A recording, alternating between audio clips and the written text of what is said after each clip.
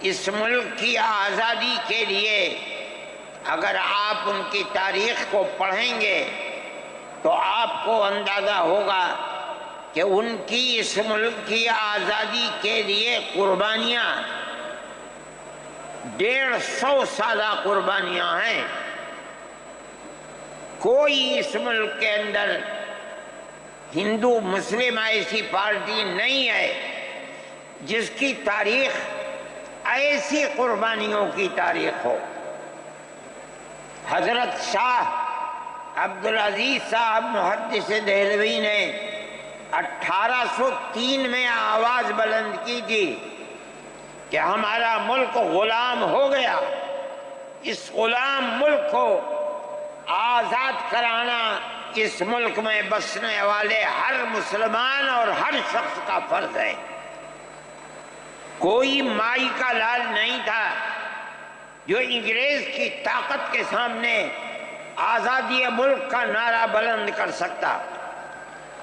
ایک مسلمان عالم دین نے اسی دلی کے اندر اس نعرے کو بلند کیا، اس کی جائیداد قلق کر لی گئی، اس کے مدرسے کو دفن کر دیا گیا، اس کو دلی بدر کر دیا گیا، لیکن یہ مسلمان ایسے نہیں تھے جو کسی ملک کے پیسے یا اس کی سطوت اور اس کی طاقت کے سامنے سر جھکا دیتے۔ جو انہوں نے اپنا موقف اختیار کیا تھا پتھر کی چٹان کی طرح، اسی طرح اس موقف کے اوپر کھڑے رہے۔ سب سے پہلا جہاد سن 1932 کے اندر ہوا، ہندوستانی لوگ تو جانتے بھی نہیں، اور اس کے اندر لوگ مر گئے، ختم ہو گئے۔ شاہ عبدالعزیز صاحب کے رشتے کے، ان کے قریب، ان کے اولاد میں شاہ اسماعیل شہید اور رائے بریلی کے شاہ احمد شہید، دونوں کے دونوں ختم ہو گئے، شہید ہو گئے بالا کوٹ کے میدان میں۔ لیکن پیچھے نہیں ہٹے۔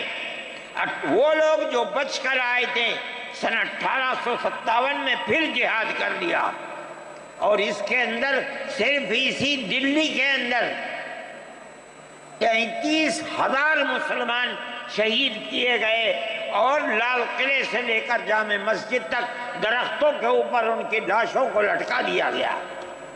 یہ مسلمان کی تاریخ ہے، علماء کی تاریخ ہے۔ بتائیں کون ہے جس کی زندگی کے اندر یہ تاریخ مل سکتی ہے؟ میں کہتا ہوں، لاکھوں آدمی کے سامنے کہتا ہوں، کوئی مائی کا لال ہے جس نے اس ملک کی اس طرح خدمت کی ہو جس طرح مسلمان علماء نے خدمت کی ہے؟ میرے بھائی، جمعیت علماء انہی مجاہدین کی بنائی ہوئی جماعت ہے۔ ہم تو ان کے جوتے سیدھے کرنے والے ہیں۔ ہمارا کیا کام ہے؟ ایک ہی کام ہے کہ انہوں نے جو جمعیت کی بنیاد کے اندر ہندو مسلم اتحاد اور ملک کے ہر بسنے والے کو ایک پیغام دیا تھا پیار و محبت کا، ہم اسی پیغام کو لیے بیٹھے ہوئے ہیں۔ ہمارا کام صرف اتنا ہے۔ دنیا توڑنا چاہتی ہے، حکومتیں برباد کرنا چاہتی ہیں، فرقہ پرست ذہنیت آگ لگانا چاہتی ہے، یہ نعرہ دینا چاہتی ہے کہ ہندو الگ، سکھ الگ، مسلمان الگ۔ ہم کہتے ہیں نہیں، ہندو مسلم سکھ عیسائی بھائی بھائی۔ یہ ہمارا پیغام نہیں ہے، ان بزرگوں کا پیغام ہے جنہوں نے پھانسیوں کے تختوں کو چوما، اپنے اس ملک کے لیے چوما ہے، اس کی آزادی کے لیے چوما ہے۔ اس ملک کے اندر یگانگت اتحاد جس کو آج آگ لگایا جا رہا ہے، ہمارے بزرگوں نے اسی اتحاد کے لیے اپنی قیمتی جانوں کو قربان کیا ہے، اور ان کا مقصد یہ تھا کہ ملک آزاد ہو جائے۔ حکومت ایسی بننی چاہیے جو حکومت سیکولر حکومت ہو، کسی کا حق نہ جائے۔ کانگریس اس لیے نہیں بنی تھی یہ 1803 کی آواز ہے کہ ملک غلام ہو گیا، جہاد کرنا فرض ہے۔ کانگریس کا تو وجود بھی نہیں تھا۔ کانگریس تو 28 دسمبر 1985 کو بنی ہے اور اس کا پہلا اجلاس بمبئی کے اندر ہوا ہے۔ آپ لوگ سمجھیں اس کو، کانگریس ملک کو آزاد کرانے کے لیے نہیں بنی تھی۔ کانگریس کی تجویز موجود ہے۔ وہ کہتے ہیں کہ ہندو مسلم ملک کے بسنے والوں کی اس جنگ و جدال سے دو جہاد، سن 32 کا 1857 کا، اس جہاد کے نتیجے میں جو برطانیہ کی حکومت اور ہندوستان کی حکومت میں دوری پیدا ہو گئی ہے، کانگریس کا مقصد تھا کہ اس دوری کو ختم کر دیا جائے، ملک کو اپنے گردن سے زنجیر غلامی کی نکال کر توڑ دیا جائے۔ کانگریس کا مقصد نہیں تھا۔ میں آپ سے کہتا ہوں یہ بات ہے اور کانگریس کی تجویز میں موجود ہے، کوئی اس کی تردید نہیں کر سکتا۔ کسی نے حضرت گنگوہی رحمت اللہ علیہ سے پوچھا کہ ایک جماعت بنی ہے جو ہندوؤں نے بنائی ہے انگریز کے ساتھ مل کر، کیا مسلمان اس جماعت میں شریک ہو سکتا ہے؟